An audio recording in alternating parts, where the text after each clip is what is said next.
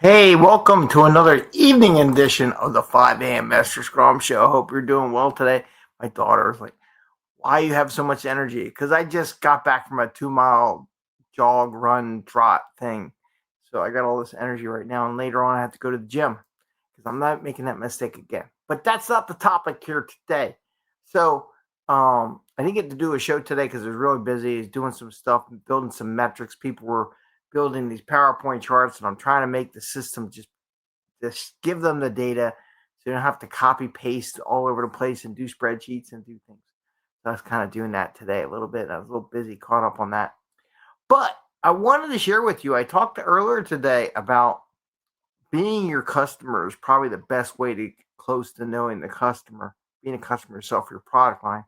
But I wanted to expand on it because this is the 5 a.m. Mester Scrum Show. This is our 1287th episode, right?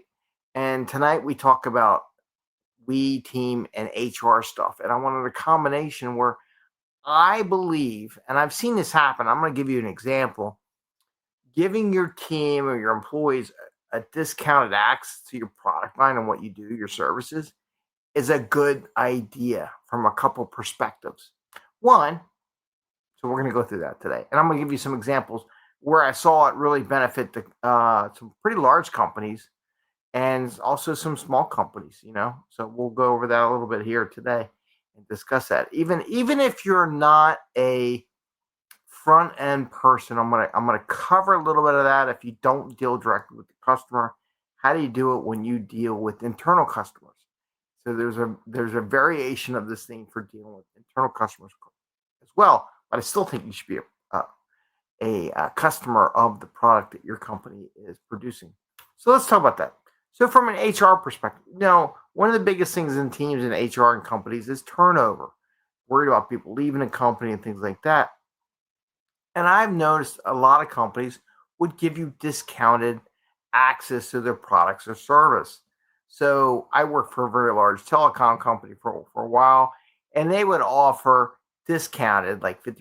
I don't know what the number, let's just say it's 50%. I don't know what the percentage is. I'm just making up 50%. I would offer at least 50% or whatever my costs were to provide the service to my employees to have access to that product. And why do I say that? A couple things.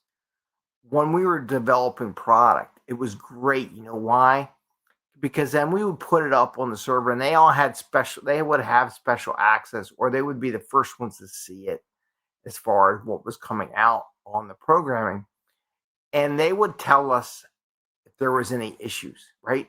So we instantly had thousands of user testers, user group of thousands of people to go use the product and give us, if they found any glitches, like something went through or something was missing or something was odd or something was off or the speed wasn't there or whatever it was, we got that feedback. And we didn't have to pay an outside company to do this once they got into production, because when they do software code, and this is one of the most dangerous things I ever seen in my life, not the most dangerous, taking off in an aircraft carrier, being shot off, that's dangerous. Being a Marine or whatever, that's dangerous.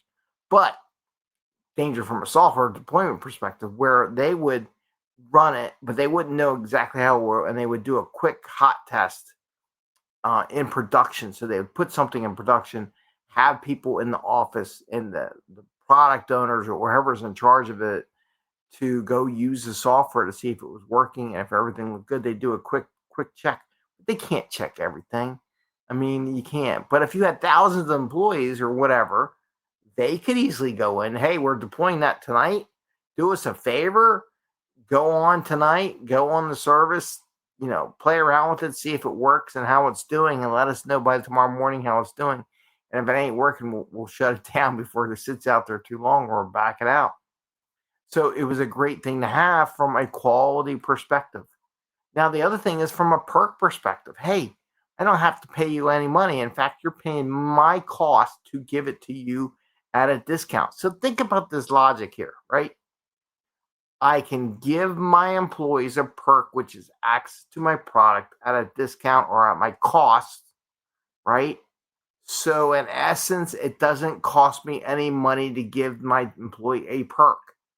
Sounds like a great HR way of retaining people, right? And we get the quality stuff because they're willing, because they know if the product's good, they get paid too, and they come back, and it's an endless loop on positivity. So why wouldn't you do that? Why wouldn't you offer that as a perk for your team? That's one aspect. So let's say you're a big company and that's the way you are. Let's talk about a small company real quick. Yeah, you're a coffee shop or you're a food service place, right? And I just want to give you an example of allowing them to be the taste testers of the food every so often. I went to a chick something something, and I won't say what it was. Let's say it was a chicken shop.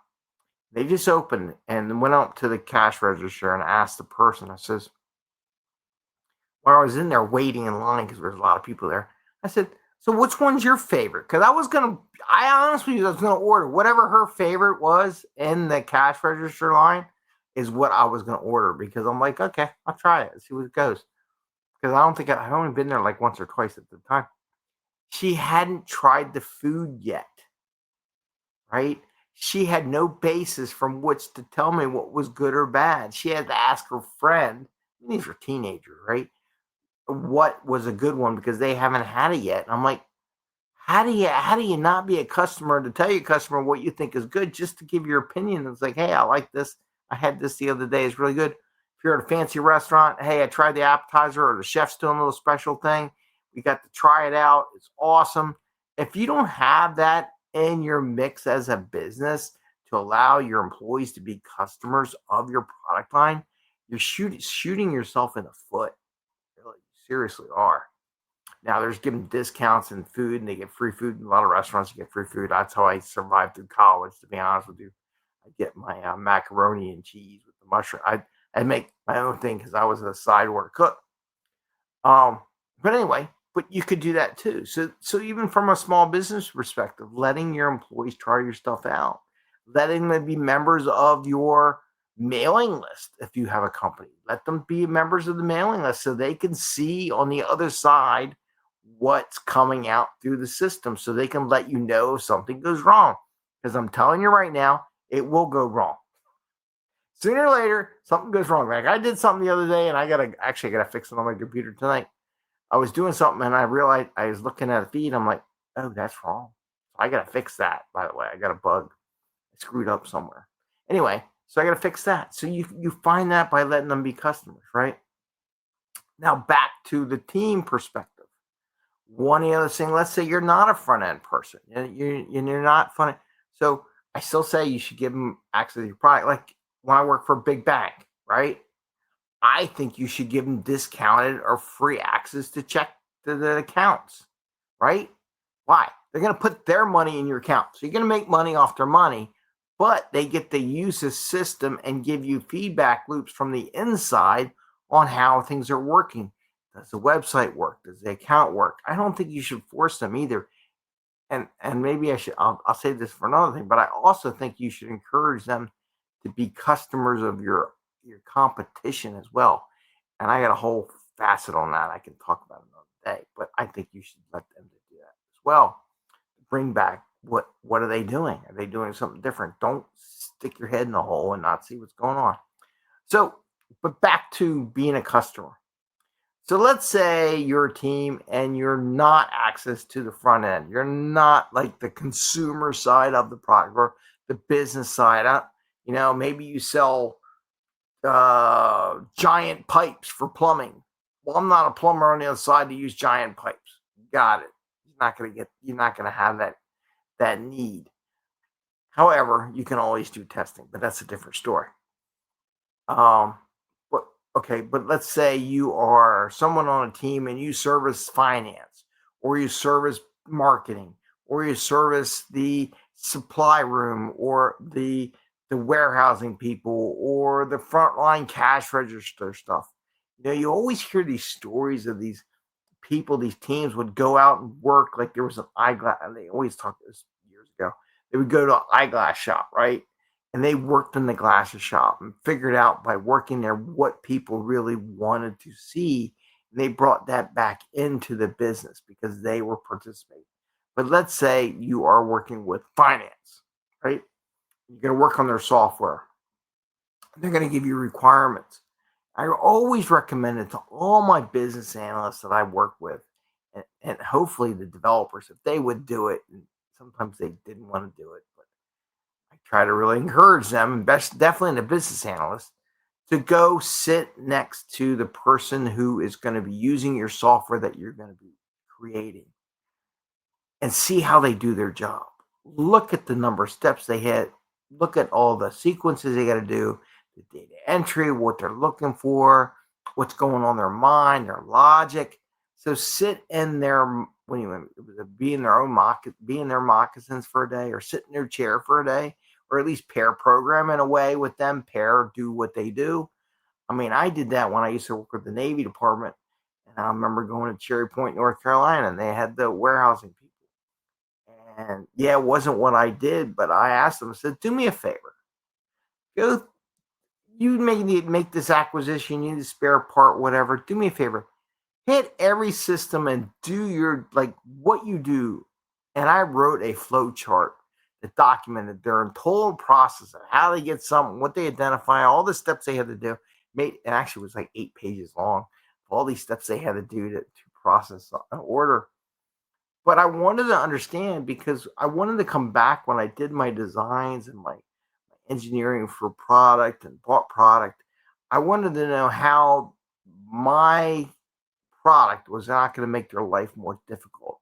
In fact, I always wanted to make their life more easy, but I can only understand that by going into their office and doing their job. So I never met with the end customer. However, I worked with that group. I sat there when they did the sales orders. I sat when they built the ads, when they do the other things, when they do the accounting and tax year, what things they look for, when they fill out the forms and the health insurance, all those kind of things. I would sit there and have a lot of times I did it because that's how I knew what was going on. But I had my BAs, because I already knew the answer. I'm like, why don't you go over there? Because I know you don't know what you're doing. Go over and see what they're doing. So try to take on that role of what the customer does, even if it's an internal customer and it's not external. I always had this argument. Now I'm mumbling. But anyway, I always had this argument with people. Well, I don't deal with an external customer. They're still your freaking customer. Even if they're internal customers, they are, quote, your customer. They're just not a consumer customer. They are your internal customer for your business. And I love it when people argue with me. They're not their customers. Yes, they are your customer. Because if you give them bad product, they're going to trash you in your business, in your company, in your corporation. Trust me, they always do. Anyway, because I probably did. No, I never really trust anybody. I just go, I don't know what they're doing.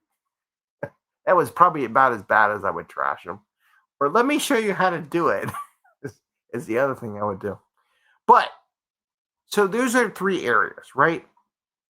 So from an HR perspective, for retention, offer discounted access or at cost access to your product. Again, it costs you no money because, in fact, your employee's paying for the product.